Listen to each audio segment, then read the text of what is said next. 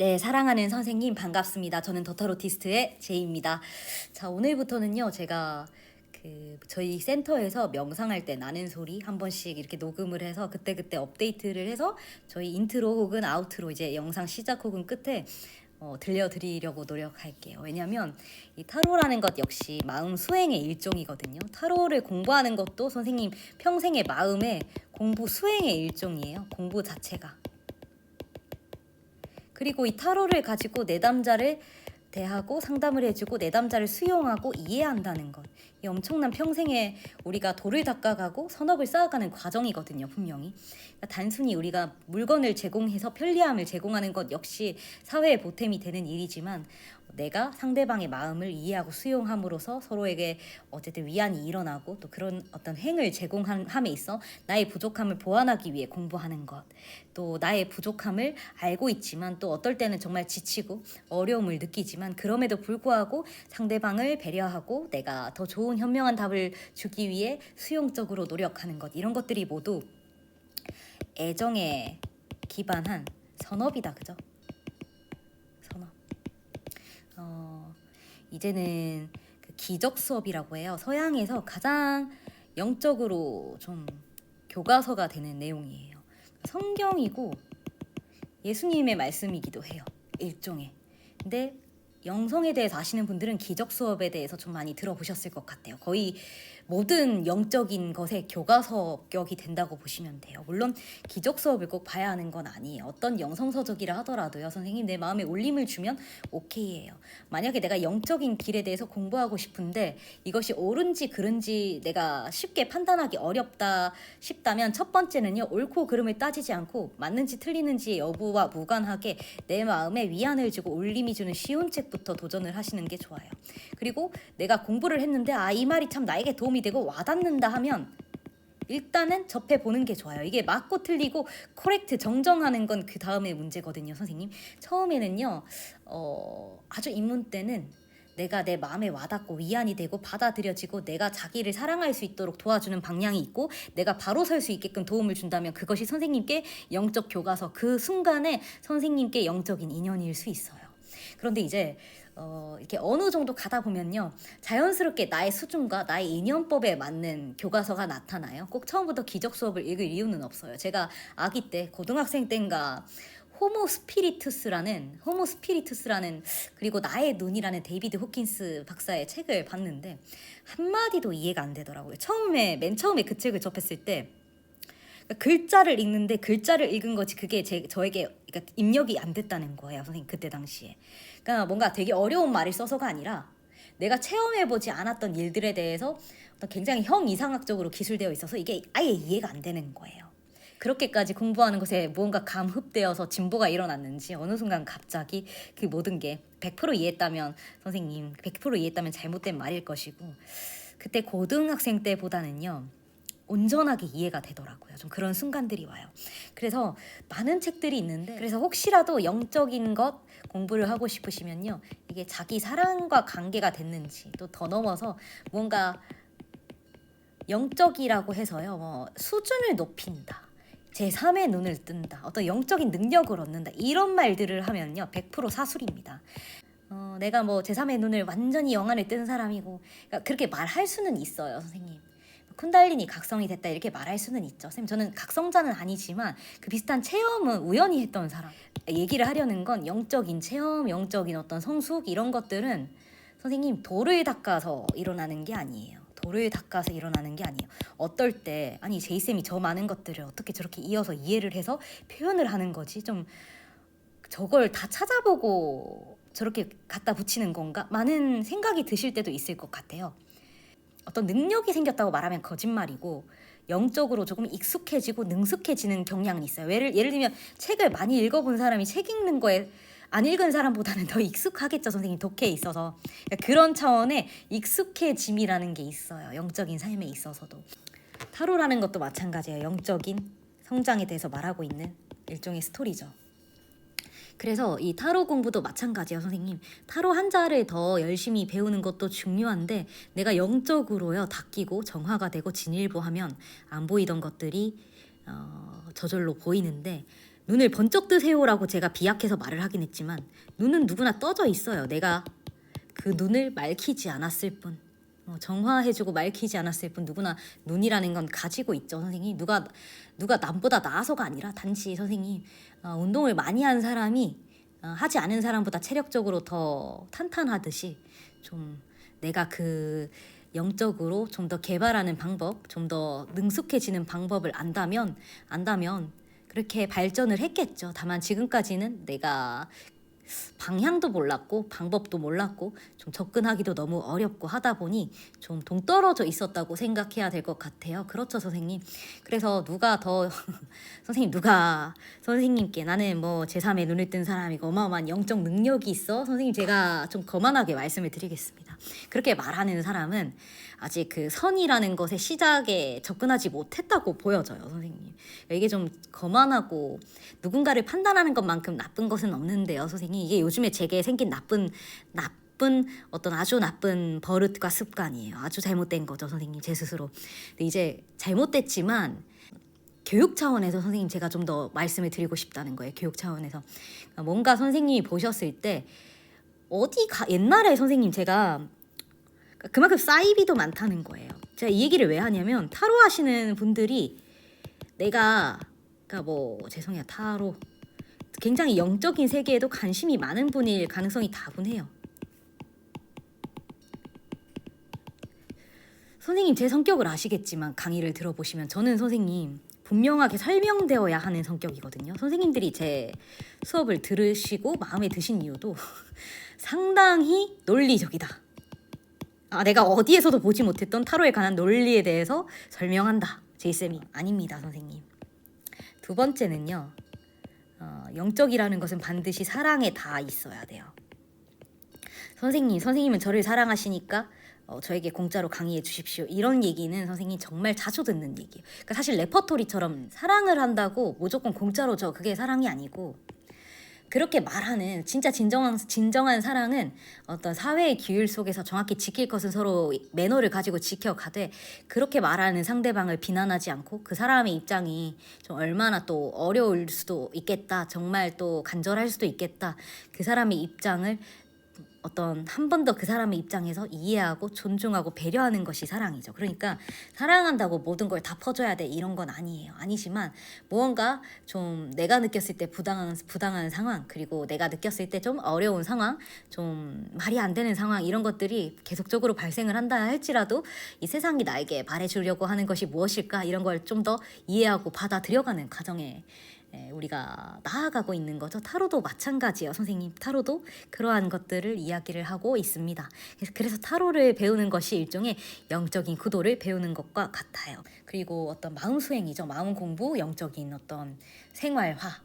이게 그냥 책으로 갑자기 읽으면 선생님 익숙하지 않으면 너무 버거울 수 있어요. 그래서 우리가 조금 더 함께 공유해보는 시간을 가지면서 가랑비에 어쩌듯 우리가 영적으로도 좀 열려갈 수 있는 시간, 타로 카드가 굉장히 영적인 도구이기 때문에 무의식을 한번 엿보는 시간 가져볼게요. 기적 수업을 하는 이유는 아까 말씀드렸다시피 가장 어떻게 보면 메인스트림 본류에 가까워요. 그래서 여러 가지 책들을 많이 활용을 하고 싶은데 그중에 좀 기적 수업을 많이 읽어보도록 할게요. 자, 우리 모두 경작해야 할 우주의 한 구역씩을 담당하고 있다. 우리의 삶, 우리의 관계와 가정과 일, 현재 환경이 우주에서의 우리 구역이다. 우리가 처하는 모든 상황이 두려움 대신 사랑을 가르치기 위해 주어진 기회다. 신의 우리 삶을 바꿔달라고 할 것이 아니라 우리를 바꾸어 달라 기도해야 한다. 기적 수업, 사랑의 기적 챕터 5. 첫 번째, 우리 모두 경작해야 할 우주의 한 구역씩을 담당하고 있다. 우리의 삶, 우리의 관계와 가정과 일, 현재 환경이 우주에서의 우리 구역이다. 이건요, 선생님, 내가 이 우주 전체를 마치 어마어마한 사명감으로 이끌어야 된다던가 그런 게 아니에요. 그러니까 지금 우리에게 주어진 것은 나의 눈앞에 지금 인연된 소중한 사람, 저에게 있어서는 우리 선생님이시죠.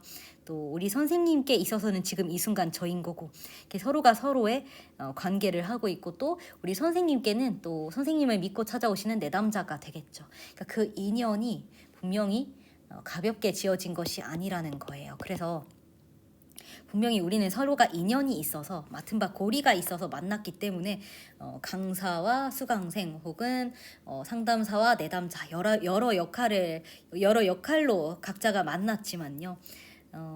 이 모든 환경이, 이 모든 상황이, 이 모든 인연이 사랑을 가르치기 위해 주어진 기회라는 거예요.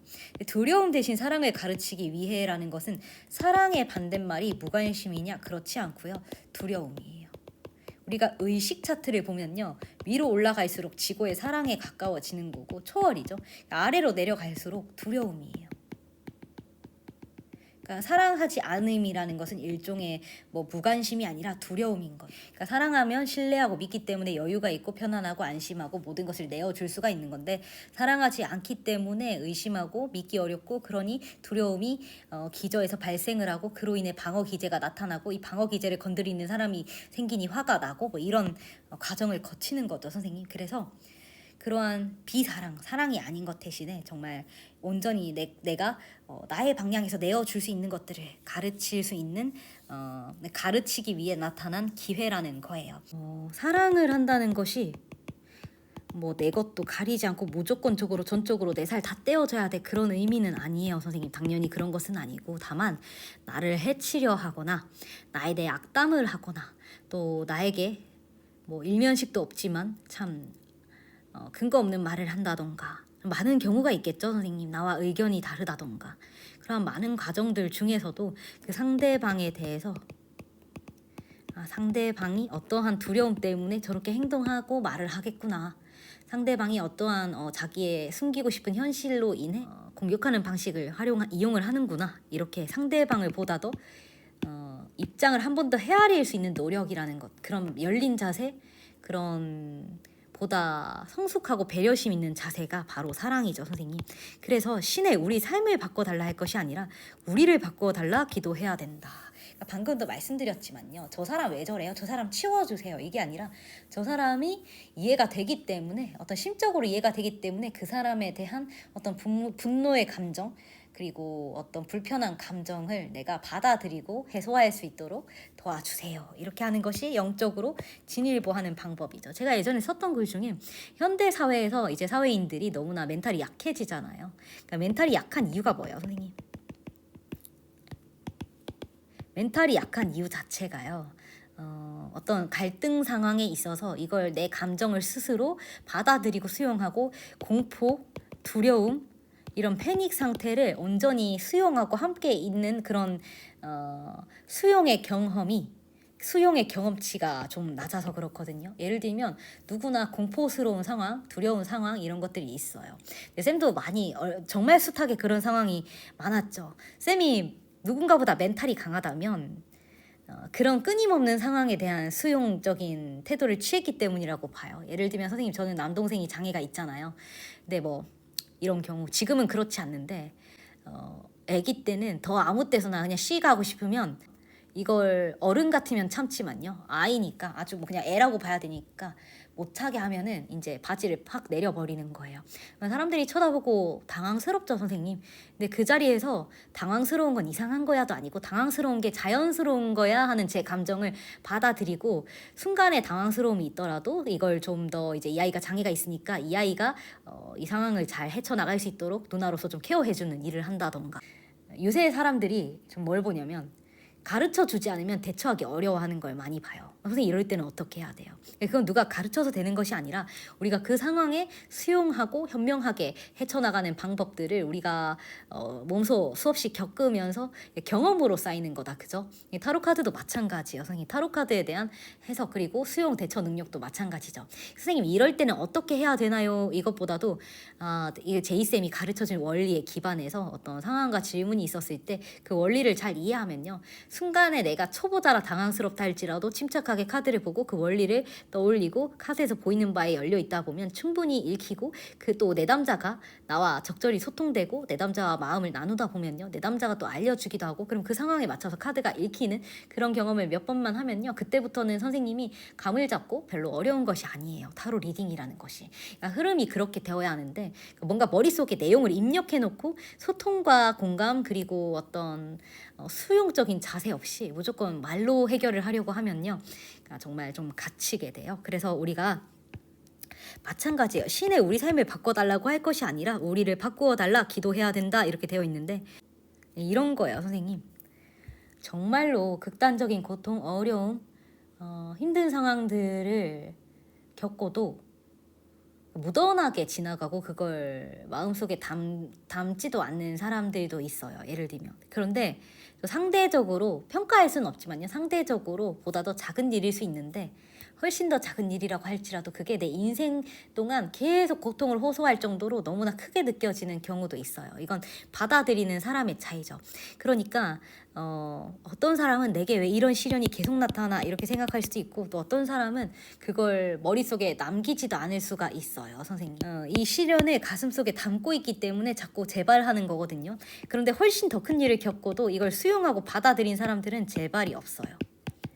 왜? 지나갔으니까, 수용했으니까, 그 스테이지를 넘어섰으니까, 그 단계를 넘어섰으니까. 그러니까 제가 저희 어머님께도 말씀드려요. 왜 나에게 이런 일이, 혹은 작은 일에도 너무 스트레스 받고 너무 힘들어 하실 때가 있거든요. 그래서 스트레스 저항력이라는 건 저항하는 게 아니에요, 어머니. 저항하는 게 아니고 그 스트레스를 이해하고 받아들이고 함께 있을 수 있도록 지켜봐주고 스트레스를 포용해주면 이 스트레스가 다시 나타나지 않습니다. 그런데 그걸 걔를 볼 때마다 아이 스트레스 이렇게 하면서 견디지를 못하면요, 그 비슷한 것만 봐도 나중에는 계속적으로 패닉을 겪게 돼요. 그래서 내가 많이 저항력이 약해졌구나 생각하시고, 좀 그런 일이 있을 때마다 고요히 한번 심호흡하면서 바라보고 함께 있을 수 있는 그런 수용적인 자세가 필요합니다. 예를 들면 무언가 새로운 것을 배우는 스트레스, 흥분과 어떤 설렘도 있지만 스트레스도 있을 거예요. 그 스트레스를 자연스럽게 받아들이고 그걸 어떻게 현명하게 이겨내고 대처하고 그 스트레스를 또 다른 스트레스가 되지 않도록 잘 유연하게 그 스트레스를 허용하고 수용할 수 있는 것이 내 그릇의 크기인데, 작은 일에도 너무나 내가 넘치게 돼요. 그러니 그 스트레스를 수용하고 적절히 내보내는 나의 마음 능력을 기름으로써 유연하게 내 그릇을 키워가는 과정이 필요합니다. 근데 무엇이든 키 클 때도 성장통이 있듯이 내 마음의 그릇이 커지고 넓어지는데도 굉장히 좀 때로는 좀 어려운 과정이 따를 수 있지만 내가 보다 더 현명해지는 과정, 현명한 답을 주는 과정, 그리고 삶에 있어서 이게 성찰과 수행의 도구이기 때문에 타로카드 상담 역시 상담에 있어서 오는 어려움과 좀 당황스러움 역시 이러한 평상시의 일상 속의 꾸준한 훈련을 통해서 다져지는 거거든요, 선생님. 그러니까 누군가는 작은 것에도 굉장히 힘들 수 있고 누군가는 엄청난 일에도 그냥 태어날 수도 있어요. 그런 차이가 어디에서 발생하냐면 이게 나서부터의 습관의 차이예요. 어떤 그러한 스트레스 상황이 발생할 때마다 이겨내지 못하고 누군가 대신 해결해 주거나 아니면 그 상황을 포기함으로써 계속적으로 넘지를 못한 경우가 있고, 그게 그냥 내가 당면한 과제이기 때문에 받아들이고 그 과제를 현명하게 받아들이면서 이것이 왜 이런 것들이 왜 내 삶에 일어나가 아니라 무던히 내 삶의 그릇을, 마음 그릇을 키워가는 경우도 있어요. 그래서 그 차이가 생각보다 나중에는 작은 차이가 커지거든요. 그렇기 때문에 우리가 마음을 다루는 일에 있어서도, 누군가 내담자의 마음을 다루는 일에 있어서도요, 내담자는 지금 또 내담자의 상황에 따라서 스트레스 상황에 직면하면 그릇이 아주 컸던 사람도 작아지기도 하고 굉장히 꽉 차기도 하죠. 그런 걸 보다 보면 상담사도 굉장히 좀 버거울 때도 생길 수 있어요. 그렇지만 함께 그 과정을 지켜봐주고 독려해준다는 마음으로 애정을 전해준다면 내담자에게 사랑을 전해주는 거야. 너의 입장에서는 지금 너가 많이 지치고 힘든 상황에 그런 일이 있었다면 너에게는 그렇게 좀 서운할 수 있었겠다 하는 자세를 가져본다면 조금 더 서로가 이해가 되고, 우리가 상담해 주는 데 있어서도 진정 카드 한 장을 더 현란하게 읽는 걸 떠나서 내담자에게 공감을 했을 때 내담자가 더 편안하게 털어놓고, 그러면서 제이쌤에게 배운 카드의 원리를 잘 적용할 수 있게 되는 것, 그런 것들이 바로 이 타로함에 있어서 가장 중요한 것 아닌가 싶거든요. 좀 추상적인 내용을 했습니다. 하나씩 배워가도록 할게요. 이게 영적으로 굉장히 필요한 내용이고 궁극적으로는요, 상담사로서 꼭 필요한 내용이기 때문에 이게 관계가 없어 보인다 할지라도 이런 것들을 듣고 다지고 또 새겨가는 것이 내가 상담사로서의 그릇을 키워가는데 굉장히 가랑비에 옷젖듯 도움이 돼요. 그러니까 저도 마찬가지예요. 책을 참 많이 봤지만 이게 지금의 내 삶과 아무 관계가 없는 책들이에요. 그렇지만 읽었기 때문에 선생님 그때 제가 노력했던 것으로 지금 또 제가 참 가분한 자리에 있다 그죠? 좀 그래서 그런 평상시에 꾸준한 노력들이 모여서 결국에는 나를 만들어 가는 것이거든요. 향을 싼 종이에서 향내가 난다고 하니 선생님 자꾸 향을 가까이 하는 우리가 되기를 바라면서 좋은 글귀가 있다면 정중히 전달해 드릴 수 있는 시간들을 좀 자주 가져보면 좋겠습니다.